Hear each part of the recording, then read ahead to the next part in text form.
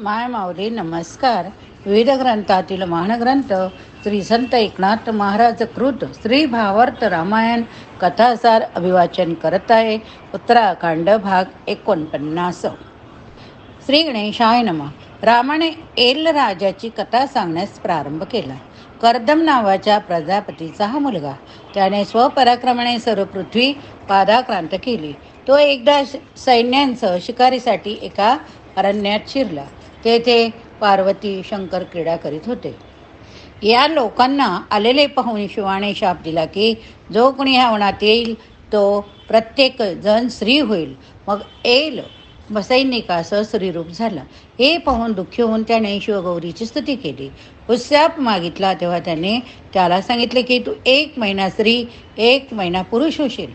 त्याच्या पूर्वीच्या देहातील आठवण त्याच्या दुसऱ्या राहणार नाही.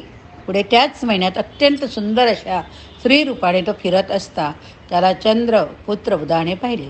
त्याने तिला मागणी घातली. त्या एलने ती मान्य केली. दोघे महिनाभर त्या वनात रममाण झाले. मग 1 महिन्यानंतर पुरुषत्व प्राप्त झाल्यावर मागील सर्व विसरून तो एल आपल्या सैन्याची चौकशी करू लागला. तेव्हा त्या बुधाने त्याला सांगितले की तुम्ही झोपेत असताना शिळा कोसळल्या, तुमचे सैन्य नाश पावले, तुम्ही मात्र माझ्या आश्रमात होता म्हणून दैवयोगाने वाचला. एवढे सांगून त्याने त्याला आश्वासन दिले की तेथेच बुधाबरोबर राहावे.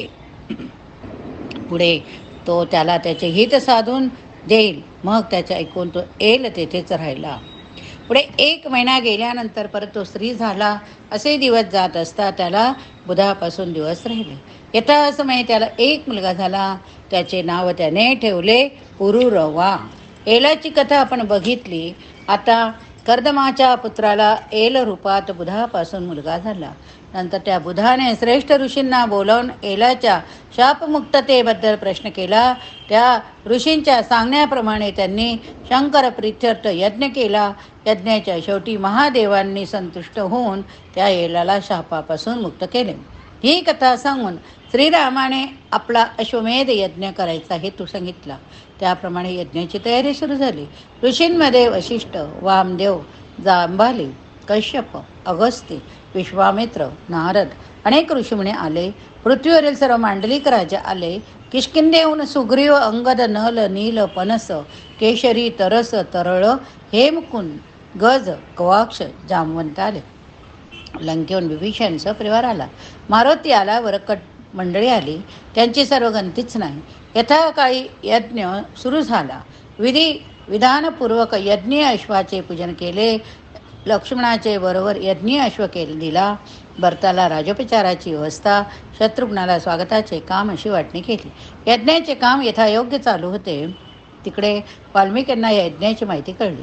पण त्यांनी नैमिषारण्याच्या दुसऱ्या बाजूला गुप्तपणे वास्तव्य केले. सोबत कुश, लव होतेच. वाल्मिकीने त्यांना यज्ञाच्या ठिकाणी जाऊन रामचरित्राचे गायन करण्यास सांगितले. स्वतःला वाल्मिकींचे शिष्य असेच सांगा व कोणतीही दक्षिणा न घेता गायन करून परत या असे सांगितले. त्याप्रमाणे ते दोघेही जण यज्ञाचे ठिकाणी गेले. तेथे त्यांनी रामकथेच्या गायनाला आरंभ केला. ते स्वर्गीय गायन ऐकून रामास सर्व मोहित झाले. नंतर वाल्मिकीच्या आज्ञेप्रमाणे कोणतीही पारितोषक न स्वीकारता, स्वतःची ओळख न देता ते वाल्मिकी गुरुपाशी परत गेले. वाल्मिकी त्यांच्यासह आपल्या आश्रमात परत गेले. अश्वमेध प्रकरण आपण बघितले.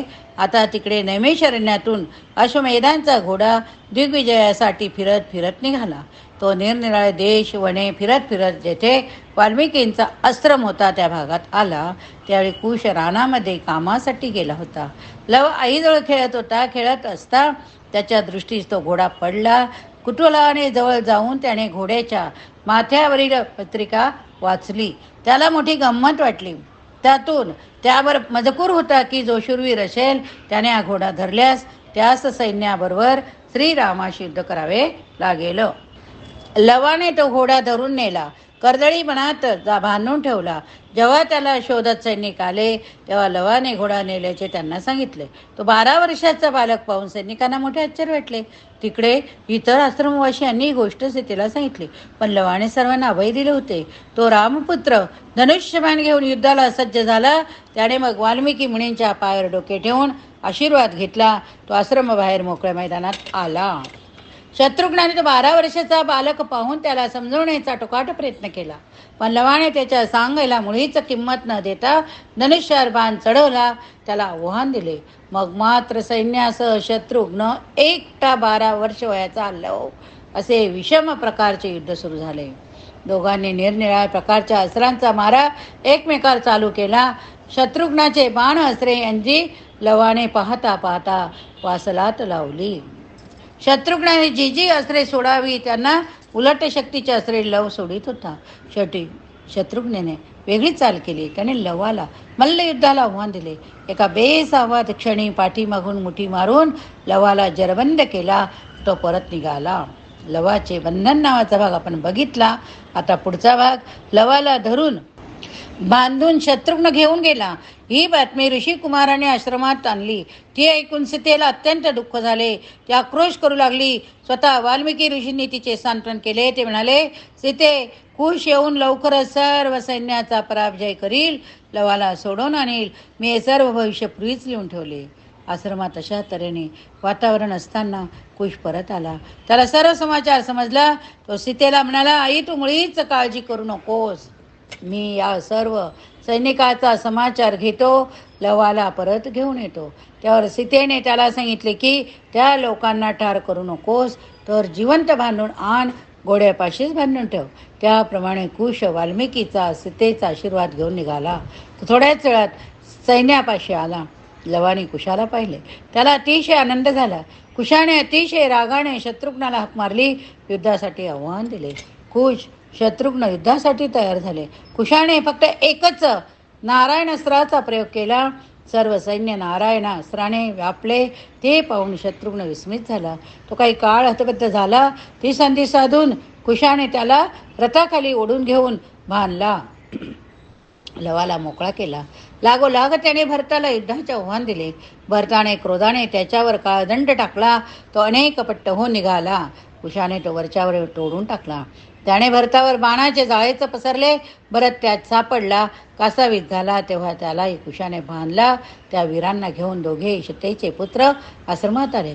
सीतेने त्यांना येताना पाहिले.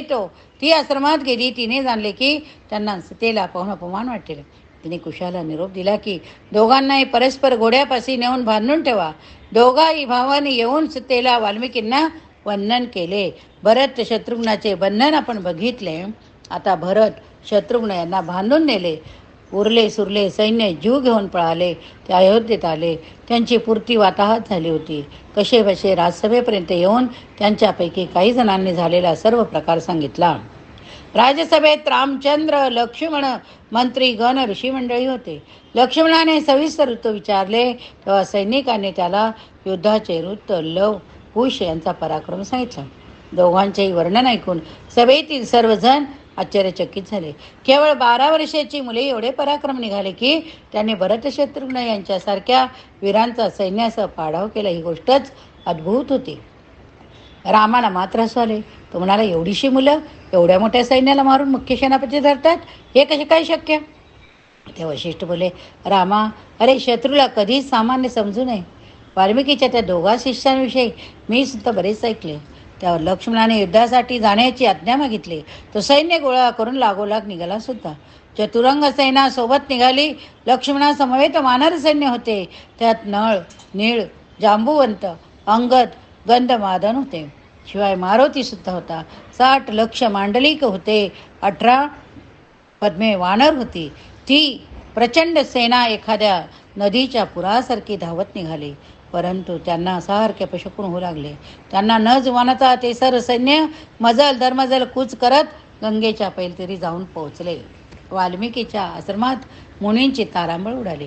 वर आकाशात देवमंडळी कुतूहलाने जमा झाली. कुश, लव यांनी आईला नमस्कार केला. वाल्मिकींना नमस्कार केला. त्यांनी धनुष्यबाण सज्ज केले. ते सैन्यासमोर येऊन उभे राहिले. त्याने धनुष्यबाण घेतले. तोच अंगद एक विशाल पर्वत उपटून धावला. तो त्याने त्यांच्यावर फेकला. कुशाने एका बाणाने पर्वत परतविला. दुसऱ्या बाणाने अंगदाला बेशुद्ध केला. लवाने त्यालाही बांधला. जेथे भरत शत्रुघ्न होते तेथे नेऊन ठेवला. हा सर्व प्रकार पाहून सुग्रीव रागाने त्यांच्यावर धावला. कुशाने एकच बाण सोडला. सुग्रीवासह त्याचे 18 सेनापती संपूर्ण वानर सैन्य बेशुद्ध केले. ते सेनापती होते नळ, नीळ, जांबुवंत, सुषैन, दधिमुख, वीर्यवंत, द्विविद, कुमुद, तारासुत, गंधमादन, तारा, तरस, हेमकूट, पनस, केशरी, गज, गवाक्ष, गवय या सर्वांना बांधून घेऊन गेला आणि कर्दळी वनात ठेवून परत आला. लक्ष्मण तर विचारात पडला. तो मारुतीला म्हणाला, आता काय करावे बरे? हे दोघे जण कसे काय आटोपतील? मारुती अत्यंत अभिमानाने म्हणाला, आता तुम्ही माझाही पराक्रम पाहाच. एवढे बोलून तो निघाला. एकदम 5 महापर्वत त्याने उपटून घेतले, उड्डाण केले. ते पाहून कुशाने एकाच बाणाने ते सर्व पर्वत तोडून टाकले. मारुतीला 7 समुद्रापार फेकून दिला. तो बेशुद्ध पडला. शुद्धीवर आल्यावर त्याच्याकडे वायुदेव आला. त्याने हनुमंताला त्या दोघांची माहिती सांगितली. ती गोष्ट गुप्त ठेवायची सूचना केली. मग तो वीर मारुती खाली मान घालून हळूहळू सैन्यापाशी परत आला. लक्ष्मणाने त्याला धीर दिला. स्वस्थ राहण्यास सांगितले. रथात बसून तो कुशाल समोर गेला. त्याने कुशाला समजावण्याचा प्रयत्न केला असता कुशाने त्याला संग्रामासाठी आव्हान केले. लक्ष्मणाने त्याच्यावर एक बाण लक्ष गुणित करून सोडला. कुशाने त्याचे क्षणार्धात निवारण केले. तेव्हा लक्ष्मणाने रागाने बाणाचा वर्ष केला.